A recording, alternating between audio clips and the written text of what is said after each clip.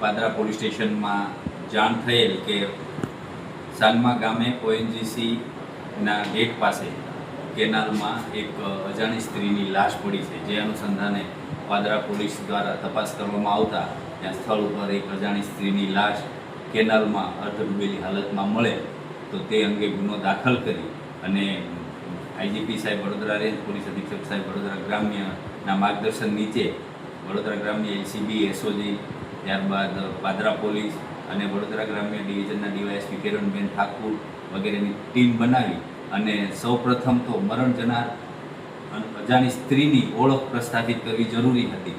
તેથી ગાંડી સોફ્ટવેરનો ઉપયોગ કરી અને DYSP કિરણબેન ઠાકુરે ખૂબ જ કુશળતાથી મરણ જનાર સ્ત્રીના ફોટા ઉપરથી એ સ્ત્રીની ઓળખ થઈ અને એના ઉપરથી આગળ તપાસ કરતાં જાણવા મળ્યું કે મરણ જનાર સ્ત્રી જે છે એનું નામ પાર્વતીબેન નરેશભાઈ ઠાકોર અને પાલેજમાં રહે છે. એ બાબતની માહિતી મળી, ત્યાંથી તપાસ કરતાં એ હકીકત સાચી જણાય. જે અનુસંધાને ત્યારબાદ આગળની તપાસમાં ચાલુ રાખી અને એ બેન શું કરે છે, ક્યાં જતા હતા એ બાબતે તપાસ કરતાં જાણવા મળ્યું કે મરણ જનાર પાર્વતીબેન છે એ વડોદરા SSG હોસ્પિટલમાં સફાઈ કામદાર તરીકે નોકરી કરતા હતા અને બેન પોતે વિધવા હતા. તેથી ત્યાં સફાઈ કામગીરી દરમિયાન SSGમાં સિક્યુરિટીમાં નોકરી કરતા મહેશભાઈ ગણપતસિંહ ચૌહાણ સાથે તેમનો પરિચય થયેલો અને બંને વચ્ચે પ્રેમ સંબંધ બંધાતા. તેઓ ત્યાં નોકરી કરતા અને સાથે અવારનવાર મળતા. એ દરમિયાન ગઈ 11 તારીખે રાત્રિના પાર્વતીબેન અને મહેશભાઈ બંને ત્યાંથી મહેશભાઈના મોટરસાઇકલ ઉપર નીકળ્યા અને સાંજમાં કેનાલ પાસે આવી અને એ દરમિયાન બંને વચ્ચે બોલાચાલી થતા અને આ પાર્વતીબેન છે જે વિધવા હોય તે મહેશભાઈ સાથે રહેવા માંગતા હોય અને આ મહેશભાઈ એમને સાથે રાખવા માંગતા ન હોય.